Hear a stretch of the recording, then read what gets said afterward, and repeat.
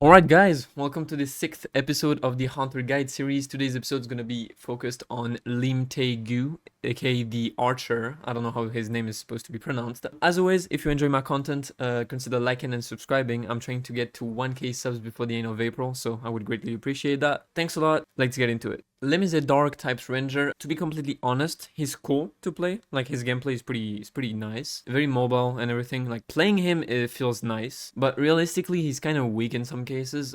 He struggles a lot with waves, for example. Like, if there's a lot of enemies, he's gonna be pretty hot garbage, if I'm being honest. His damage outside of his ult is kind of underwhelming. So that's one of the reasons I'm running a certain set on him. We'll see that a bit later.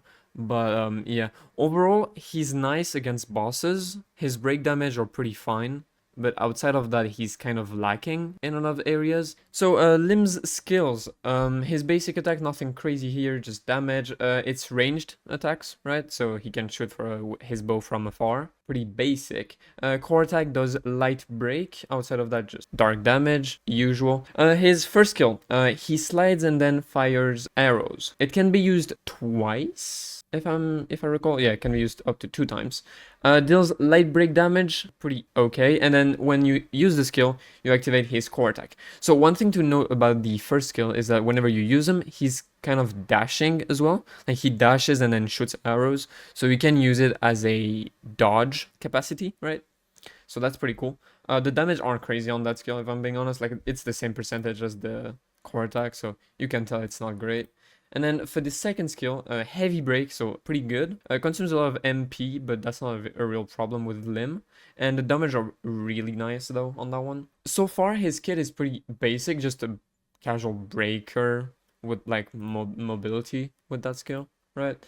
Support skill, dark damage, medium break, and applies magic boost to allies, which increases the user's core attack damage by 15% for 15 seconds. It's not too crazy. The break damage is nice. The boost though, like core attacks, you don't really use that much. I feel like if you're playing with Jinwoo, you don't really use your core attacks that much. Depends on the scenario, I feel like. But it's nice, I guess. 15% is not bad.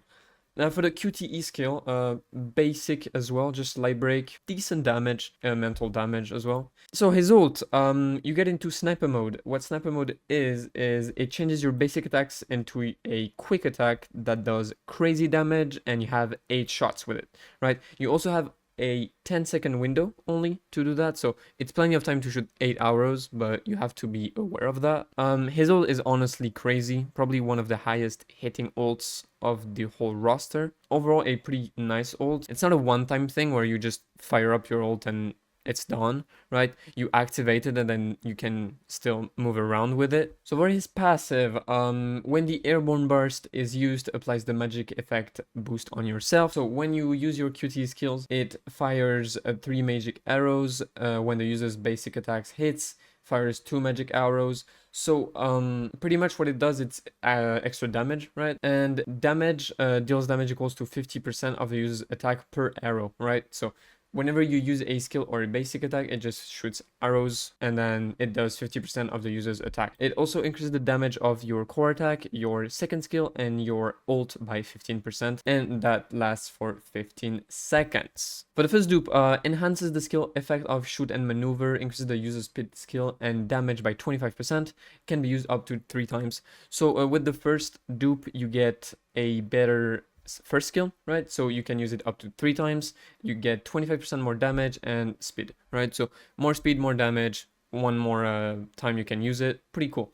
Second one, increases the user's break effectiveness by 20%. That makes the second skill break so fast. It's actually crazy. Like, I've seen some dark weak bosses get 75 of their break gauge removed by the second skill after having the second dupe. So it's pretty crazy. When magic boost is active, increases the effect of core attack, typhon fires, and the ult by 20% again. So more damage whenever you have magic boost on. Increases the user's attack by 8%. Pretty nice, but nothing crazy. And the last one, every time the user's core attack hits, increases attack by 2%, stacking up to 7 times for an infinite duration. So whenever you hit your core attack, you'll get 2% attack, stacking up to 7 times, so 14% attack. That's pretty huge, especially since your first basic skill activates your core attack. So you can just basic skill, core attack, one stack, basic skill, core attack, another stack, and so on. And let's check his weapons now. So for his weapons, his exclusive weapon increases the user's direct damage by 4%, and whenever a basic attack is used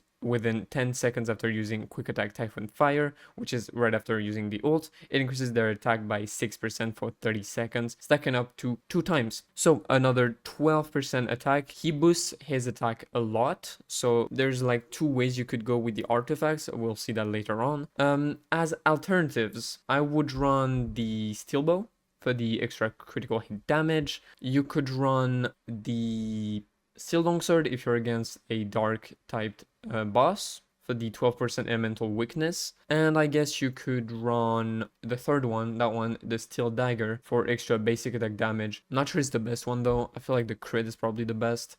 But yeah, let's check the artifacts. There's a lot to say here. So you're probably thinking, what is going on here? Why do you have one hit kill on Lim? And let me explain. So like I said, his damage are pretty bad unless you're ulting, right? I felt like the only way I would use him would be as a glass cannon, where I have like a 10-second window where I do a lot of damage, which is when I use his ult, and then I just throw him around. Because of that, I feel like this set is the best. I would probably run another jewelry set since I don't have much time to stack up the expert set. So probably firepower would be nice, or executioner. But for the armor, one hit kill is crazy. Like, it does insane damages. And I've tried full crit, like a full-on crit build, but your damage outside of your ult are so fucking bad that it just doesn't make sense to me. I've also tried armed. Armed is nice because you stack a lot of attacks, so it just scales up. But here again,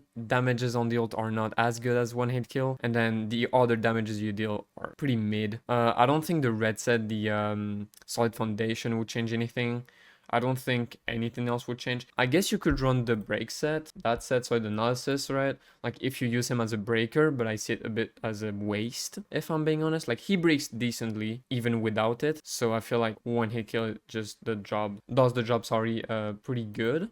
In terms of substats, you want critical hit rate, obviously. If he crits, he does crazy damage. If he doesn't, not so good. And then attack percentage, additional attack. For the boots, you want critical hit damage on the top. You want to achieve that 50% critical hit rate on most your hunters, right? So be aware of that. And then for the jewelry set, dark damage on the bracelet, and then try to get as much as critical hit damage as you can. Critical damage increase, is not that bad. Death pen, not crazy. The MP related stats, you don't really need them with him because, as I said, he doesn't really use it that much. So yeah, I feel like that's one thing about Lim. Like his sets, he could run any sets almost, but I feel like they're all pretty bad except one hit kill. The break set is cool because you really break super fast with it, but I feel like it's kind of a waste to use him as a breaker. Maybe in the future you just do that, but right now this set is honestly the best.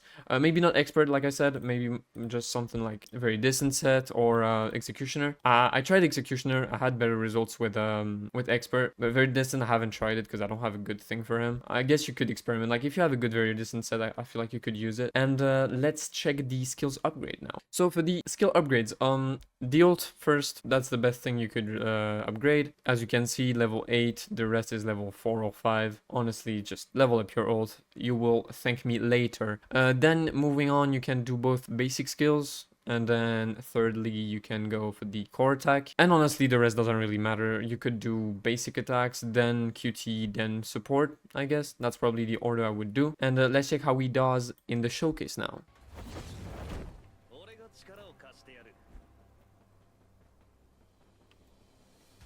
So I wanted to share something.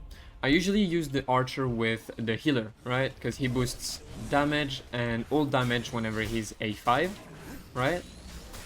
And obviously, more damage on the ult is needed when you have a unit that only does damage on his ult, obviously. So the first skill, as you've seen, is just a dash, like that. So you dash and then he just fires arrows and it activates your core attack, as I said.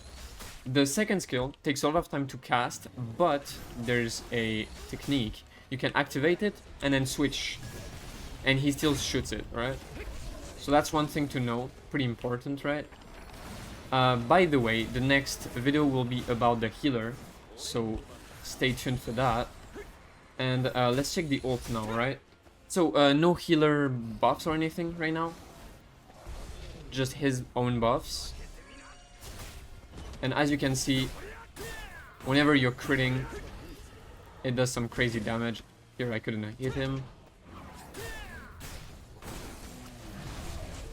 But yeah, the ult is honestly crazy. I'm gonna try to do it with the healer's ult off as well. Let me recharge my gauge first, and then I'll do that.